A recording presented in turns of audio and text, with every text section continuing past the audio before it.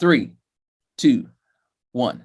Welcome back to the Black Doctor Talk podcast. I am your host, Dr. Christopher Holmes, and member of the Black Doctoral Network. Well, today I am not back with just anyone. I am here with an amazing guest. And my guest today is Dr. Sabrina Kizzie.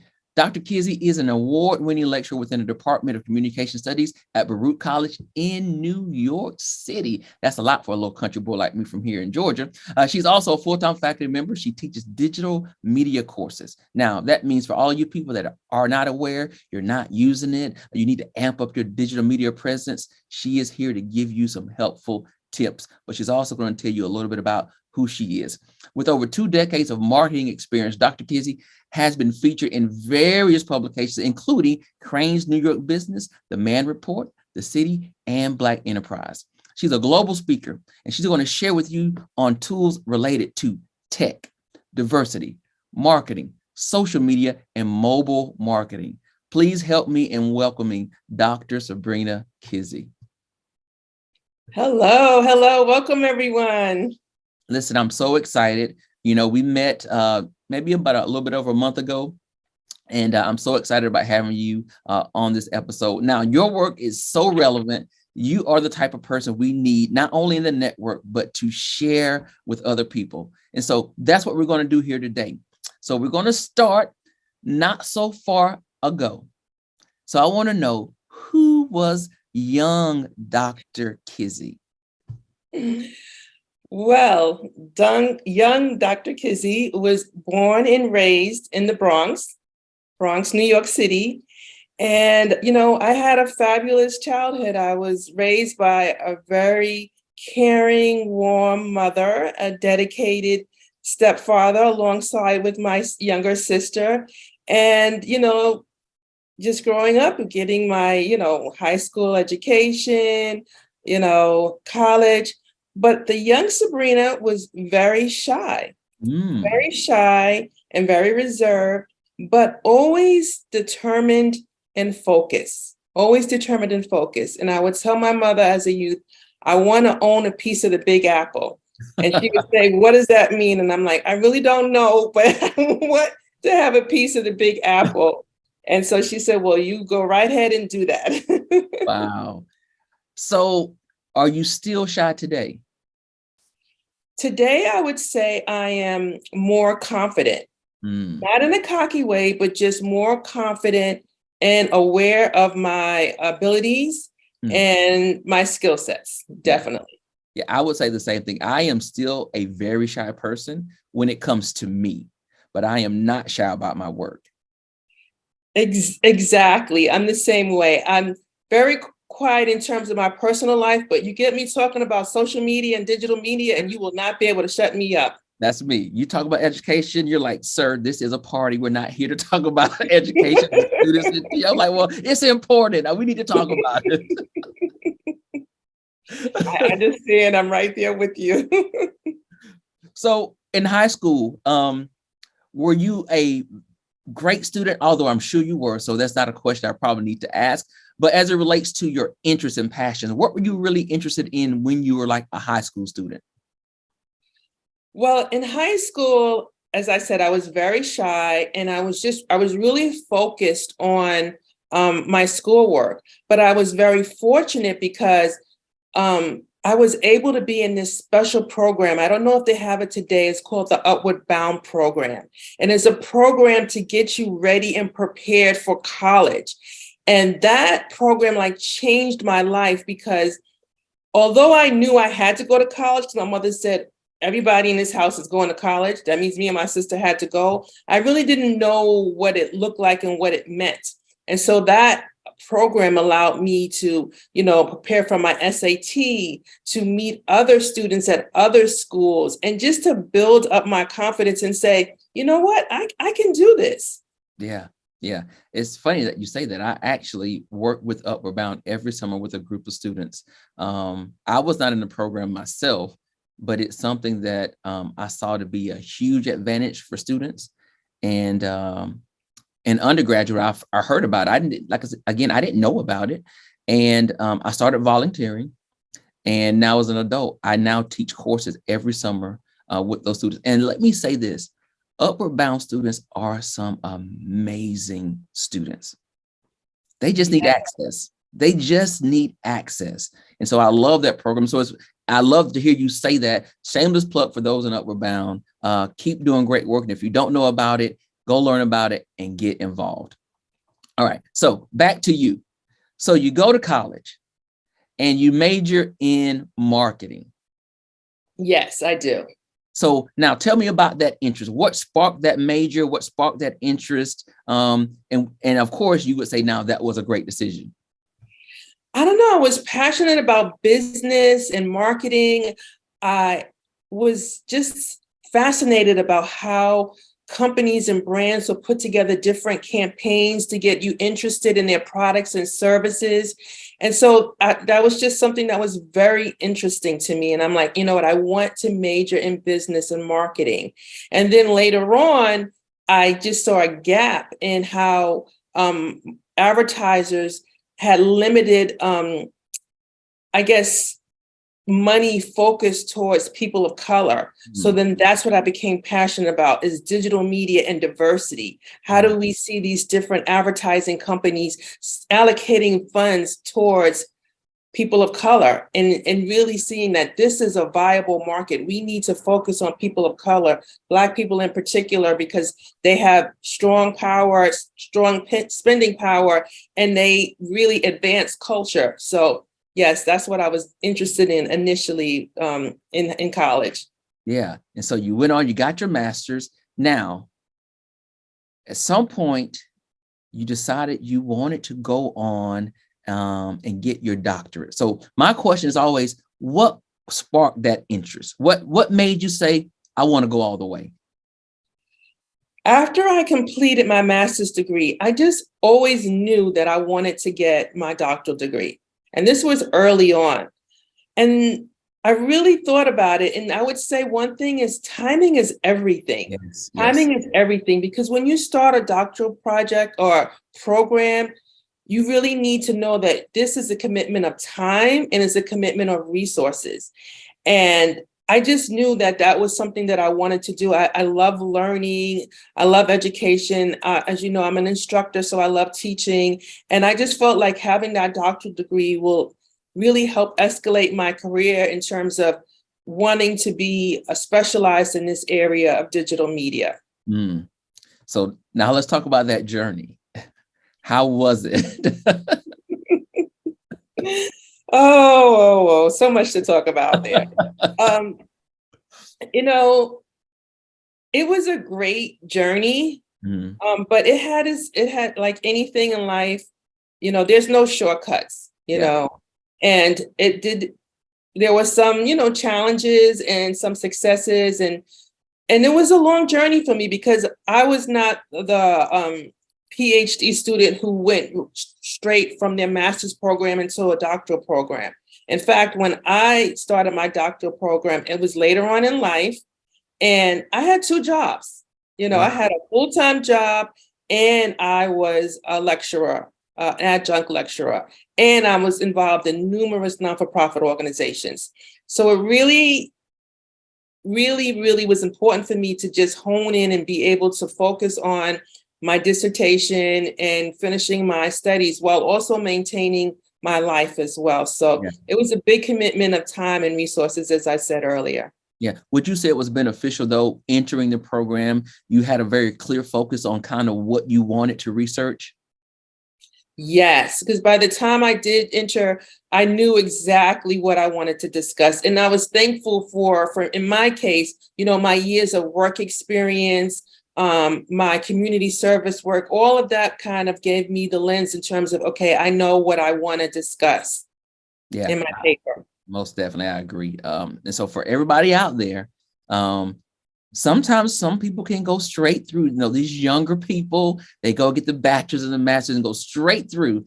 And then for some of us, the work experience really does inform our work as it relates to the research. And it makes it more powerful because we're not talking just from theory. We talk about it from a practical standpoint. And I think that makes you more passionate about the work that you do and how you come out of the program continuing to do the same work. What would you say to that? I have to say amen to that, because I say that to my students all of the time, that I consider myself a practitioner. I'm still involved in the theory aspect of, as well as part of my education, but also I still have my foot in the door in terms of working with different companies and organizations. So I'm bringing you not only theory, but I'm bringing you practical application. And I say this on a regular basis. So I'm sharing with them my years of experience. Also, in addition to that, when I look at my syllabus, I also look at, which I don't know if this is unique to me, but I look at job descriptions, because I teach social media and digital media, and students want to get jobs in that field. So I'm looking at job descriptions and saying, okay, what are employers looking for right now? What skill sets do you need to have? And I try to incorporate that in my syllabus to my students. So you're going to learn theory, but you're going to learn real life practical information that you can apply towards a job. Yeah, and see, that makes what you do so relevant to these students, because they're coming in, they are already exposed, living in a digital world. And so it would be ridiculous to be in a class so antiquated that who is not abreast or informed of what's happening right now. And so I think you do a great job. And so honestly, you're not a professor that can sit back and just continue to teach the same thing. You've got to go out and figure out, okay, what is going on in the world as it relates to digital media, so that way my students can leave here, be employed, and be informed. So I love that you're doing that. I love it. I love it. Thank you. Because I've been teaching social media for 10 years now. And I always say every course is different. What I was teaching 9 years ago is not the same thing that I'm teaching now. You know, every class is a different app. We were talking about Periscope years ago. We're not talking about Periscope now. We're talking about TikTok now. You know, so every year, every semester is something new. Wow. Wow. Periscope. It seems like yesterday, right? But it was right. A long time ago. Yes. Yes. And it was big then. It was huge. Yes. Yeah. I would age myself and go back to like MySpace and Black. I know you're not aging yourself. I know. We had discussions about that too. Yeah. I mean, it was like, what is MySpace? Like, oh, don't worry about it. So let's talk about the work. And so you finished a degree. First of all, how proud were you of yourself? I have to say I was very proud. I was very proud. And finishing it was something I'm very proud of. And you know how they say that phrase, it takes a village? It took a village for me to complete this. And I say that in terms of a support system. I'm so thankful for my family, my friends, my colleagues who were so supportive of me during that process. You know, sometimes you need people to offer you a word of encouragement, or maybe do something, a favor for you, you know, so that you can finish your studies or get a paper done. I mean, I have to thank so many people, my family, my friends, my colleagues, my instructors. So many people. And sometimes what got me through that too was also music. There was some nights I would be up late at night working on my chapter 2, and I would just need some inspiration, and I would just listen to music. And my favorite song that really got me through the process was this song. I don't know if people are familiar with it, but it's called Optimistic. And it's by the Sounds of Blackness. And it would always say, keep on, be optimistic. You know, you will always pass the test, keep your head to the sky. And I would just listen to those words as encouragement when I was up at 2 o'clock in the morning trying to get a paper done. So all of that helped me finish and complete my program. Yeah, I can see you up early in the morning, maybe drinking coffee and hearing, you can win as long as you keep your head to the sky. Yeah, that's a great song. So somebody out there, somebody needs to adopt that song right now, because you're up and you're struggling. And so go listen to Sounds of Blackness. I love that. Yeah, it's, you know, I talk about, you know, the program when you're getting your doctorate, it has the 2 S's. The sacrifice is going to be there. You can't avoid it. But the support is equally important to balance out that sacrifice. And like you said, if somebody says, man, I'm so proud of you, I can't wait till you finish. And you're like, whew, okay, that's a little nudge right there that's going to get me over the hump for today. Now, tomorrow I need somebody else to encourage me. But for today, that's all I needed. Yes, absolutely. Absolutely. So now you talked about working 2 jobs and being in school. I don't want you all to be fooled by this young lady. This lady is still just as busy as she was while she was getting that degree. She has not slowed down. So I want to talk about number one, your work as a lecturer. When your students enter into your room, how do you want them to leave? What experience do you want them to have when they encounter Dr. Kizzie as a professor? Wow, great question. And it's funny, you use the word experience. Like my class, I always say I want it to be an experience.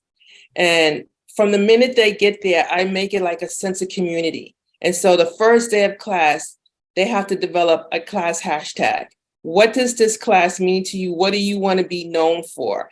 And the students come up with amazing hashtags like, Baruch influencers. And I had a class of, French students, social Frenchies, and they come up with these creative hashtags, and they use that hashtag throughout the course to put out information that they've learned in the class. And so, again, when I mentioned earlier, I really look at the syllabus, at job descriptions, and that's how I form my syllabus. But we engage in learning about all the different social media platforms from a theory perspective, but also from practical application. I also bring my class outside of the classroom. Mm-hmm. We have gone to Yelp office, different offices. I've had guest speakers come in from Google, Facebook, Instagram, Yelp, Pinterest. Every social media platform has actually come in and given a presentation to my students. Yesterday, we did a VR demonstration. We went to another department and we had on the Google, what do you call it? I can't even think of the name. We're gonna have to go back to this, but the Google Cardboards. And so it's really about an experience, but also being able to have practical applications. So they get certifications. I sign them up for free certifications so they can walk out of the class, not only with passing the class, but also a certification that they can use and they can put on their resume. Wow. See, I think I need to take your class now. Because we are out here trying to live in this digital space. Some of us are just so accustomed to doing things in a very normalized, typical way. That's no longer a standard. It's a new way of doing things. So I want you to talk a little bit about now where we are. How do we leverage our social media to get some of these opportunities, to be seen and to be noticed, and to get our messaging out there? People like you and I, we're here. We're giving our skills and our resources and our talents. But how can we do a better job of that through the use of social media? Excellent question. And there's so many talented people just doing wonderful things. And I always say, don't be that well-kept secret. Let people know what you know and what you're capable of and your skill sets and your achievements and your accomplishments.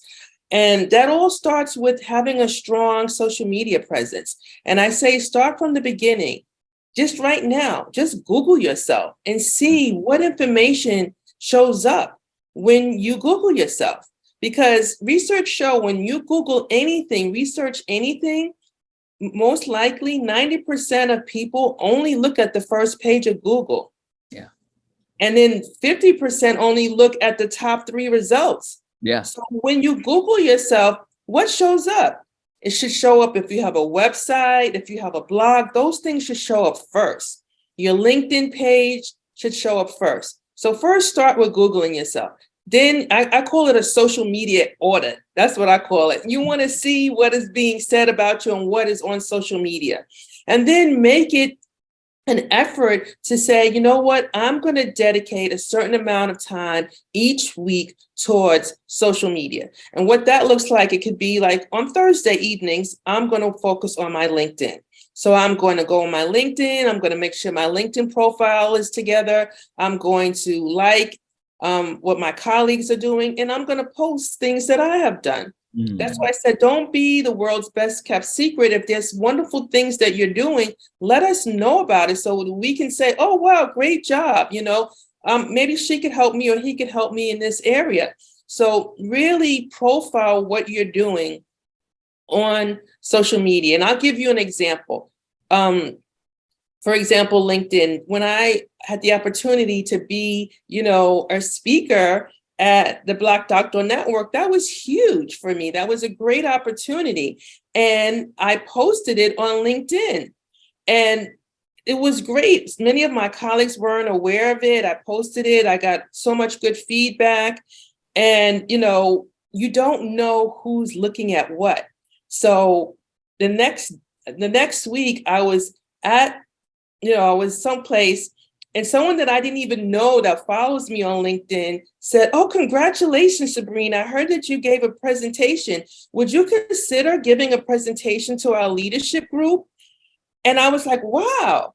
And that is the power of social media. Like, you don't have to be face to face with anyone now. You can post information and your audience is there and they will respond to it and other opportunities will present themselves. So social media is like, I would say in LinkedIn is like your billboard. I call it my personal billboard. And also my phone book. We don't have phone books, so we use our phones for our contact information. You have all your contact people in LinkedIn and also your billboard to announce things that you're doing. And that's how people find out the great work that you're doing. And that's just one example. I have two questions. Mm-hmm. Can you overshare, number one, on social media? To the point, I hear people say, well, I don't want people to think I'm being arrogant or conceited. Mm-hmm. And then number two, should you focus and post on one particular thing that makes you more marketable, or can you diversify in your post? Great questions. So for the first question, I believe in what I call the 80-20 rule. And you said, can you overshare? In terms of information that I share, I always say that I want to be a resource to people in the area of social media and marketing. So 80-20 for me is 80% being a resource, meaning that I look for articles about social media and digital media. And so I post those articles so people can say, oh, wow, Sabrina posted this cool article about what's happening with TikTok or whatever. So I'm being a resource to you. I'm giving you information. And then the 20% is what I'm doing, what Sabrina Kizzie is doing, Dr. Sabrina Kizzie, whether it's a speaking engagement or, my volunteer work. So that way it doesn't come across as that I'm oversharing. I'm being a resource to you in my area of expertise, which is social media and digital media. And I'm sharing with you current events, current topics on social media. And then I'm also sharing with you what I'm doing. So to me, when you have that 80-20 rule, it lets people know, okay, she's a resource to me, and she's also letting me know what she does as well. And then your other question, if you can repeat it again. So when we're posting, first of all, duly noted, I'm going to remember the 80-20 rule to make sure that I'm not looking arrogant as I post. But number two, for those that have multiple interests or multiple businesses, can you diversify your posts, or should you keep it streamlined and focus on one thing?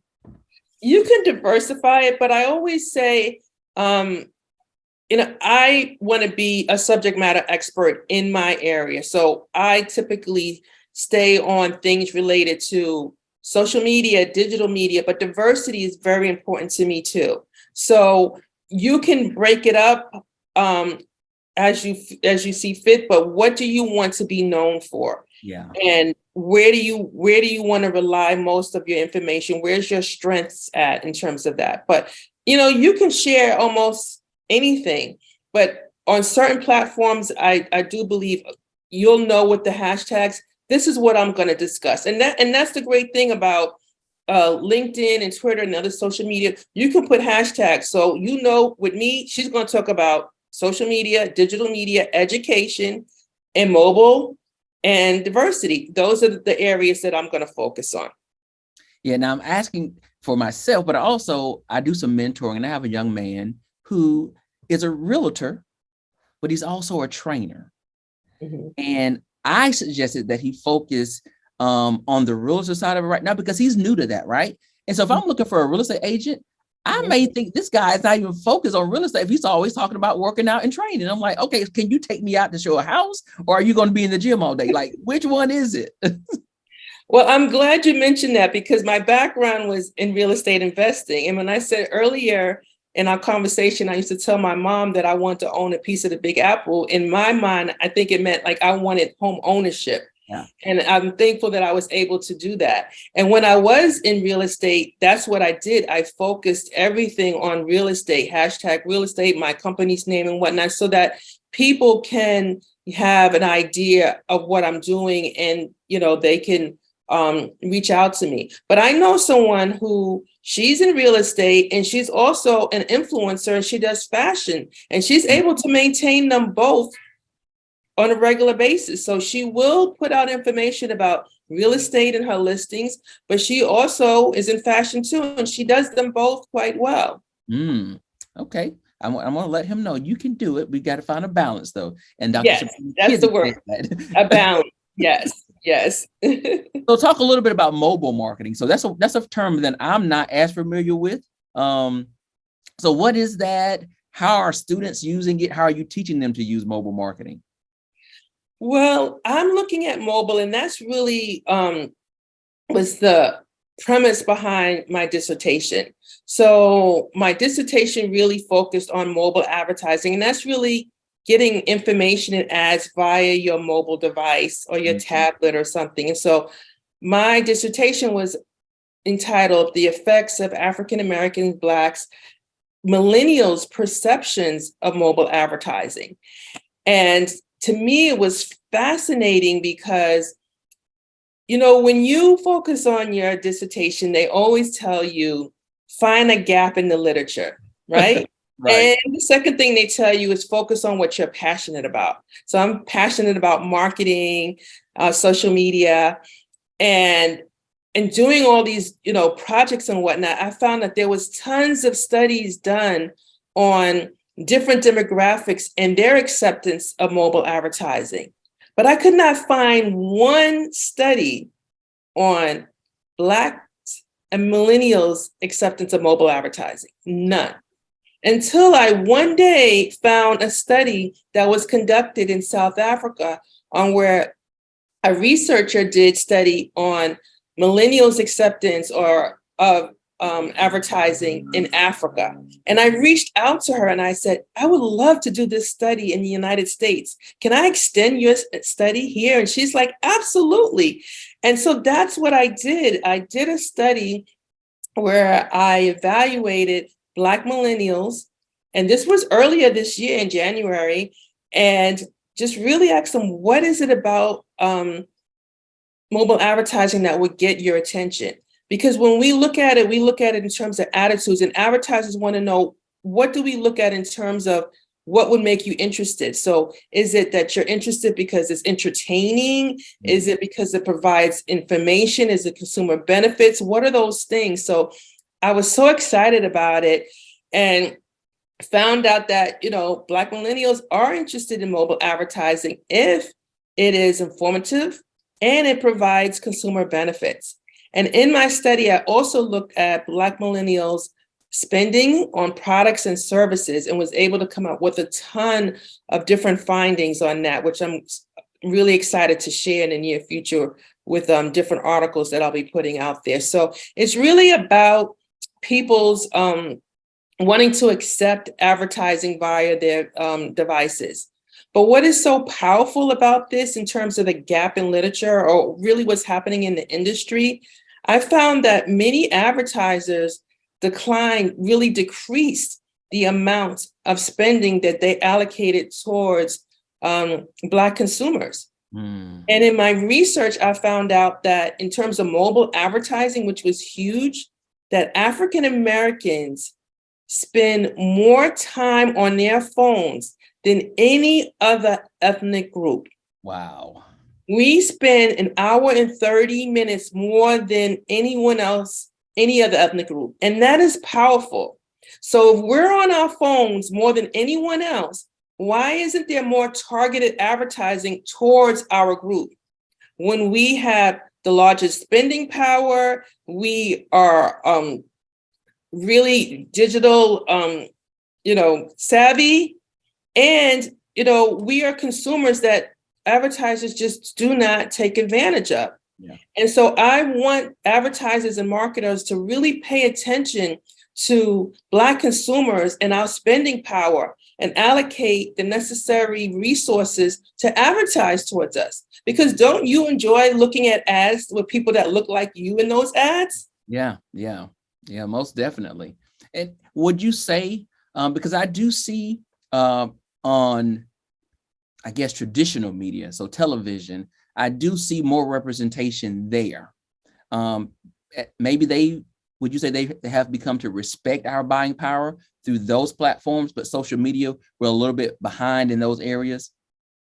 I would say we need to see more. Yes, I agree with you. I do see companies having more diverse ads, but I really recognize that we need more in comparison to other groups that are showcased on television and social media.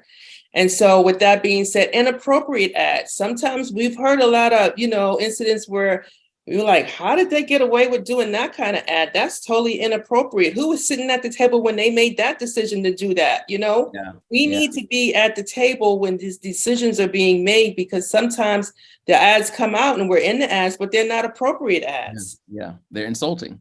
Exactly. Well, Exactly. if someone asks me, I have a recommendation for someone that can be at that table. Her name is Dr. Sabrina Kizzie. I would definitely let them know to reach out to you, because as we talk about your work in the future, I could definitely see your research and your passion being able to support the efforts through social media and various companies that are trying to find a way to do that. So is that a lane you're trying to see, or you'll see yourself moving into in the next 5 Definitely. years? Definitely. Absolutely. Yes. I want to have a seat at the table and speak at different organizations and conferences and let them know about my findings and see how I could be of resource to them, a resource to them. Definitely. Yeah, I think when they hear that data, it's going to be either alarming, or, as we would say here in the South, you're going to start stepping on some toes. And when people's bunions start hurting, they start doing things differently. And so I'm okay with a little bit of discomfort in order to make things better for people that look like me in my community. Me too. Me too. So when this is all said and done, what do you want your legacy to be? Great question. So I want my legacy to be about a number of things. First, I want it to be about community service, because I feel like I've dedicated the last 25 years to community service. I have been involved with many non-for-profit organizations, large, small, throughout New York City. And that's what I'm passionate about, giving back to my community, and also communities of color. Yes. When I was growing up, my dad always said, you have to give back to the community. You have to support your local businesses and organizations. And we would do that, and my mother also emphasized education. Education is the key. So my legacy one would be about my involvement in community service and what I can do to strengthen the community.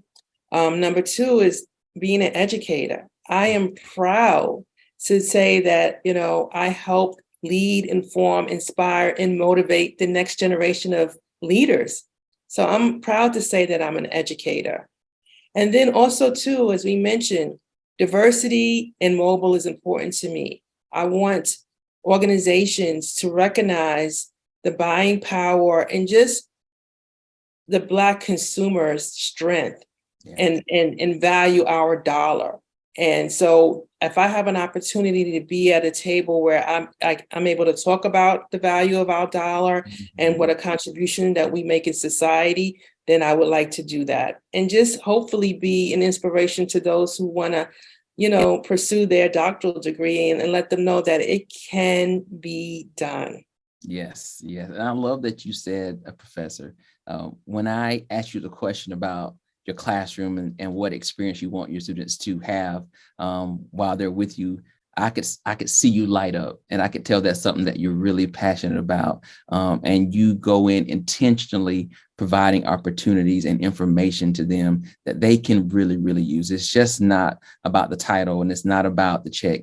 It's about change for you. And so I definitely got that sense. So number one, thank you for just being a servant leader and always putting yourself out there to support others and to make a difference, because that's really, really important. Thank you. I appreciate that. And I always say it's never about me. It's really about, how do you help the next person? How do you inspire? How do you motivate? We all need that. We all need to lift each other up. We need to inspire. We need to encourage others in whatever they want to do. And in terms of your career, it's okay to pivot. It's okay if you go in one direction and you decide you want to do something different. That's fine.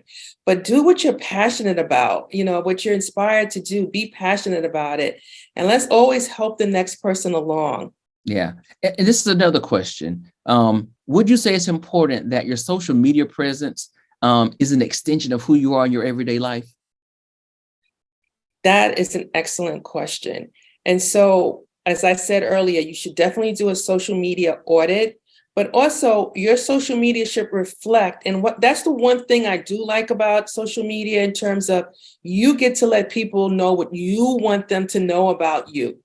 You are in control of what you want them to know. So yes, you want it to be an opportunity for you to express what you're doing, who you are, and let people know this is who I am, this is what I'm interested in, and not be afraid to showcase that, and it's not, and you mentioned something important. Many people are, they don't want to come off a certain way. They don't want to seem like they're being cocky or whatever. It's not about being cocky. I believe that we all have blessings. We all have special talents and gifts. And it is such a waste when you don't share your talents and gifts with others. And that's why social media allows that. If you're an artist, if you're an educator, whatever it is that is your skill set, you should definitely share it with the world. And you can share it in the world where it doesn't seem like you're being, cocky or you're being like, self-motivated. No, I just want everyone to know what is special about me. Yeah. Yeah. And you talked about sharing, and you mentioned earlier that you actually came and shared with us at the conference just recently. So I want you to talk a little bit about that experience at the conference and just being connected with the Black Doctoral Network.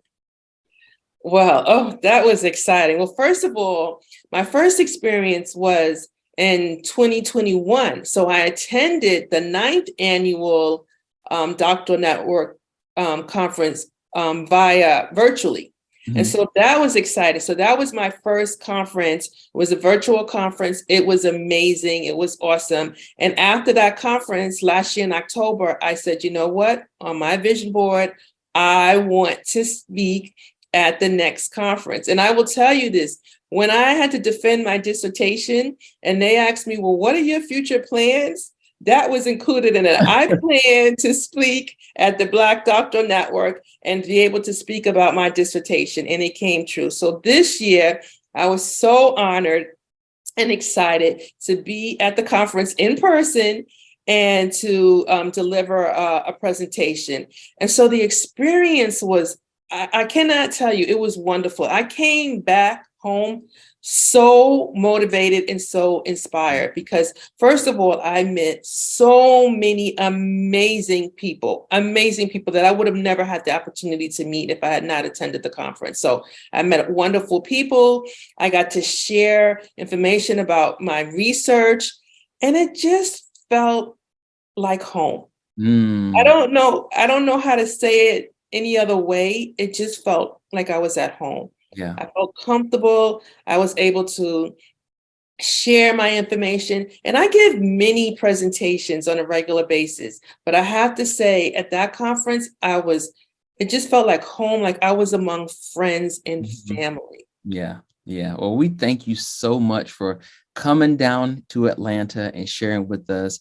I'm like you, when I try to describe it to people, it's hard to put into words the feeling that you have when you're there and what it does to validate your presence. And when I say presence, that encompasses everything, who you are, your work, your research, your interests, your passions, everything about you.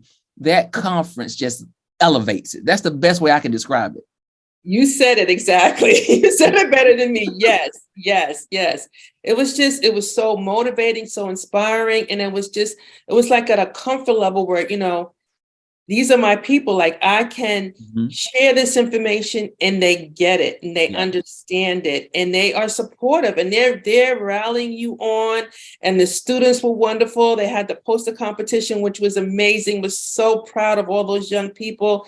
Just an amazing opportunity. So I highly recommend that if you have not done so, or even if you have in the past, you definitely need to attend that conference. It is well worth the time.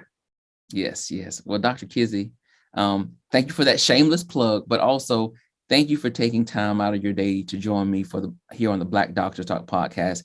I really appreciate it. It was great meeting you in person, and this interview has been a wonderful extension of that conversation that we had. So, what I want you to do now is share with our viewers and listeners where they can go to learn more about you and all of the great work that you're doing. Great. Well, you can definitely find me on LinkedIn under Dr. Sabrina Kizzie, and my social media handles for Instagram, Twitter, TikTok is Sabrina on Move. All right, you have it right there, guys. Go check out Dr. Kizzie. And if you have a little bit extra time, go and check out the Black Doctoral Network as well. We would love to connect and share with you through all of our social media channels. Well, this has been an amazing interview. I've learned a lot. And it was free, guys. She didn't even charge me for this. So that's even better. So please, please, please go follow Dr. Kizzie. Come back next week. I'll be with another amazing guest. I never disappoint you guys. I'm telling you, we have the best and the brightest in all the world here on the Black Doctoral Network. And we get an opportunity just to share them with you for a little bit on the Black Doctor Talk podcast. Well, until then, please comment, like, share, and subscribe. And as I always say, go and tell a friend, tell your pastor, tell your mom, tell somebody about the Black Doctoral Network. We would love to connect with you. Until then, I love you. Be safe. Be blessed. Peace out.